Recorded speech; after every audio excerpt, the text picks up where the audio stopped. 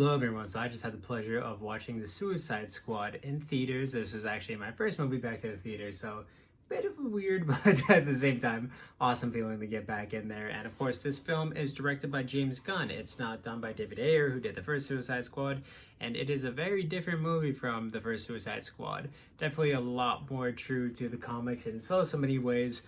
Very entertaining film. And of course, it's a continuation from the story of the first Suicide Squad, also after the Birds of Prey, but of course sticking away from what Zack Snyder's Justice League did. This falls off of like Birds of Prey, the first Suicide Squad, that kind of side of the DC universe. So without further ado, let me get into my review for the Suicide Squad. So let's get into it. So right from the start, when James Gunn first got this project, we were all really excited to see what he was going to be able to bring in terms of his crazy, twisted, amazing mind to this universe. And he definitely has a lot of fun with it here in terms of all the characters that he has to work with, in terms of the setting, the plot, just everything he was able to have a lot of fun with. And this movie definitely does really get a good bolster from the R rating. I found that not having the R rating in the first Suicide Squad was definitely, it hindered the movie and what it was able to do in a lot of ways, but they were able to go full out in anything that they wanted to do in the sequel. And it is just bloody carnage, and they have a lot of fun with it as well, where they're able to have their characters absolutely blow people apart. There's John Cena's Peacemaker hacking dudes up with his axe, blood sports, headshots with, you name it, every single weapon he has. Rats eating the insides of people, people getting absolutely squished, King Shark eating people whole.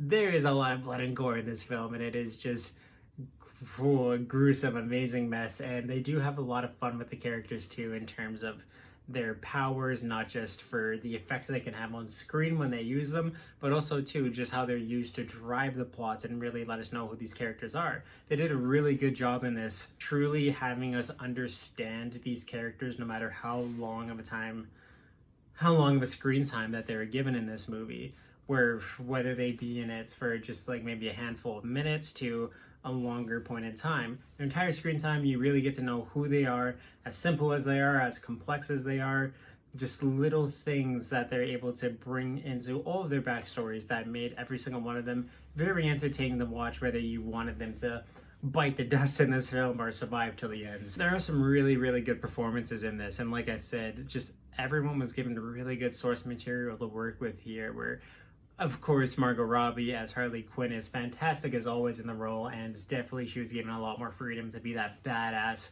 Harley Quinn from the comic books that a lot of us have wanted to see for a long, long time. Blood Sports is done absolutely perfectly and absolutely nailed by Idris Elba in the role. He's easily one of the standout characters, and I also found that Ratcatcher 2 was one of the standout characters in this movie. Really, really awesome. Of course, James Gunn is amazing with the CGI characters, as we know with Rocket Raccoon and Groot. You can add Sebastian the Rat, and of course King Shark into, or Nanawe if you want to call him by his true name, but add them to that list because the CGI on them was fantastic. Really well done, really fun characters to kind of root and cheer through the whole way. Starro was absolutely fantastically done. I wish his minions would have been a little more aggressive throughout the film, but just Starro himself was an absolutely glorious sight to see. John Cena's Peacemaker is fantastic, and the douchebag Captain America that they kind of promised we were going to get on screen, and he was really fun to watch, really, really good in the role. There's a good dynamic between Blood Sports, so Idris Elba's character, and Peacemaker in this. That was just super fun to watch. Even like goofy characters like Polka Dot Man, TDK, or Arm Fall Off Boy, as we know from the comics, were really well done. Michael Rooker as Savant was really fun to watch.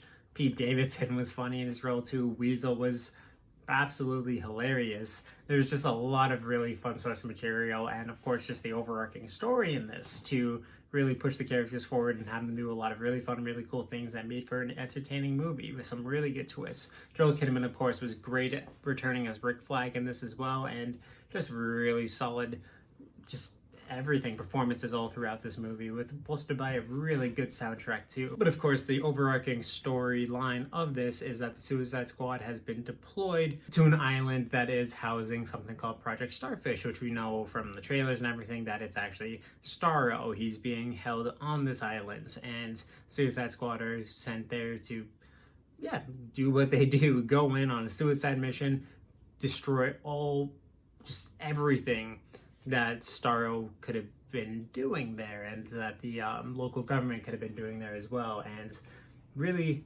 really fun villains that are put in this. Viola Davis is absolutely amazing as Amanda. All of us, whether it be from the Suicide Squad animated films or even just the comic books, she is absolutely ruthless in this movie, and she does some things, two big things, one kind of right after the intro of this movie, and something with Idris Elba's character, that are just so in character and true to the source material, which was really awesome, and it got me excited watching it, because this is the Amanda Waller that I wanted to see in the first movie. But of course, things get sidetracked. There's a bunch of side missions that the characters have to basically pull themselves into, and even just like the control room for the Suicide Squad, so the people who were there having to detonate people's heads if they go off mission, little things like that. Those little office space scenes were really funny, really entertaining as well. They're taking bets on who they think's gonna live and die throughout the movie, as I'm certain a lot of us did before we went to go see this movie, trying to figure out just wagers on who we thought was gonna bite the dust in this film. And all the deaths are pretty meaningful in this. Some of them can be a little unpredictable. There was kind of one big thing that I thought was going to happen in this film, that I'm not going to get into the spoiler territories, that I was kind of right on, but there's two bigger twists in this movie that I just thought both were really, really well done, and I applaud them for it, because just really good storytelling that they're able to get out of these twists. But yes, even though it wasn't too hard to do, this was a huge improvement and step up from everything that the first Suicide Squad did. It's just in every single way. Better use of all the characters that they put on, whether they be like almost completely useless characters, or whether they be really big characters with overarching storylines that could tie into multiple DC films. And a lot of surprising characters too, that they're able to kind of bring a lot of humanity to, which I really, really liked Bloodsport and Ratcatcher 2 in this film. They were fantastic. King Shark is awesome as always. They reinvent his character all the time with basically every single iteration, and this is one that's going to stick with me quite a little bit. Sylvester Stallone did a really, really good job in the voicing. And just, yeah, what a really fun, fantastic, amazing movie. Easily one of my favorite DC films to come out to date so far. And it just gets me excited for potentially more DC films being directed by James Gunn down the line, or even to just more creative freedom like they gave James Gunn, because obviously it works. And James Gunn proved that with this movie. It was really, really well done, super entertaining, and with all of this taken together, that is why I have to give the Suicide Squad a 9 out of 10.